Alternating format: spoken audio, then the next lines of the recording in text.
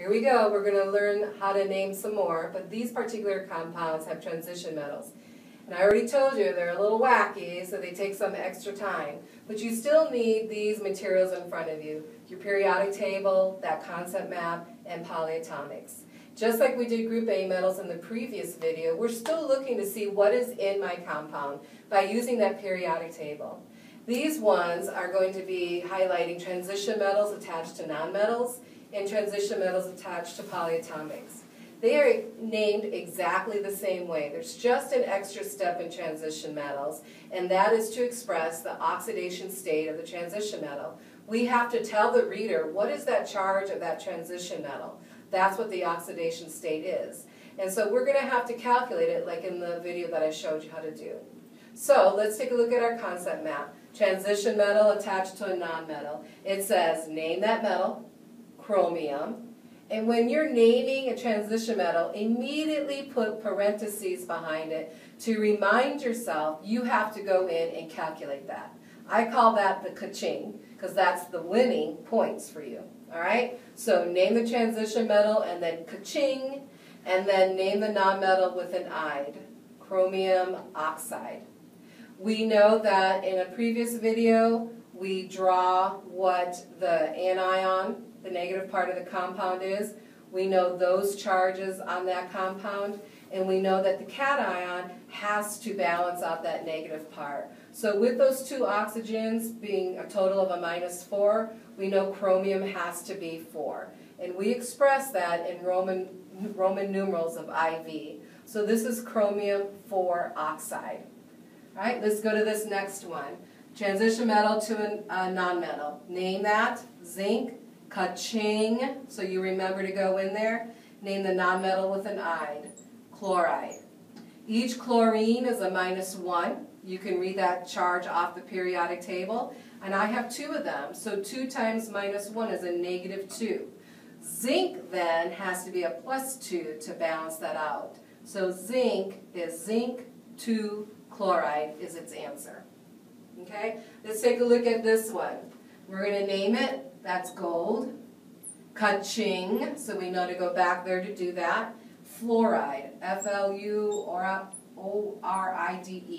Again, off to the side, you can draw gold with 3 fluorines attached to it.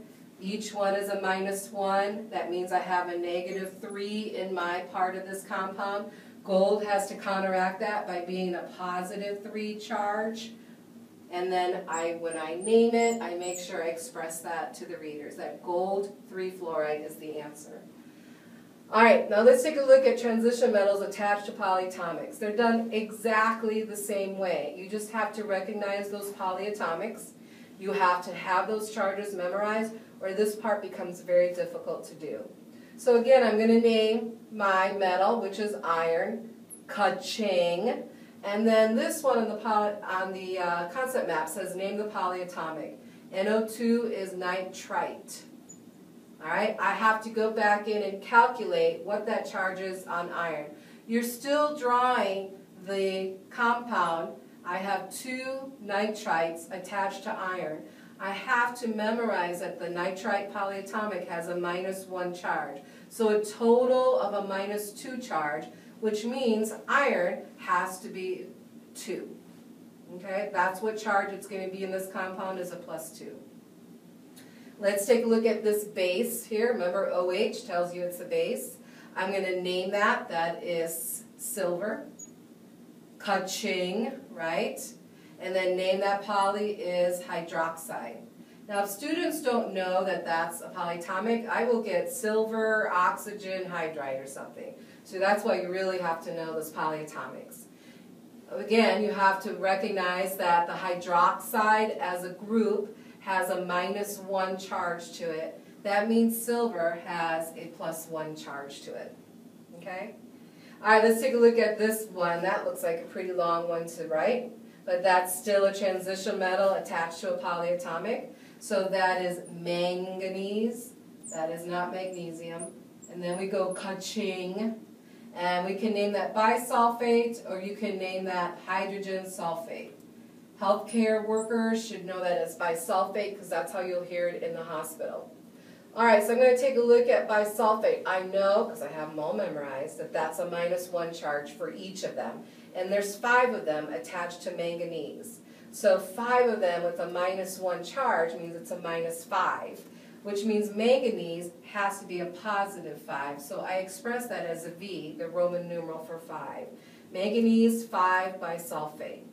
So these are the rules that you're going to follow when you're naming transition metals, exactly the same as group A metals. You just have to remember the ka-ching part of the naming of the compound, and it helps when you draw it out in order to see what that negative total amount of the negative charges in the compound and what the cation, the transition metal, has to have in order to balance that out.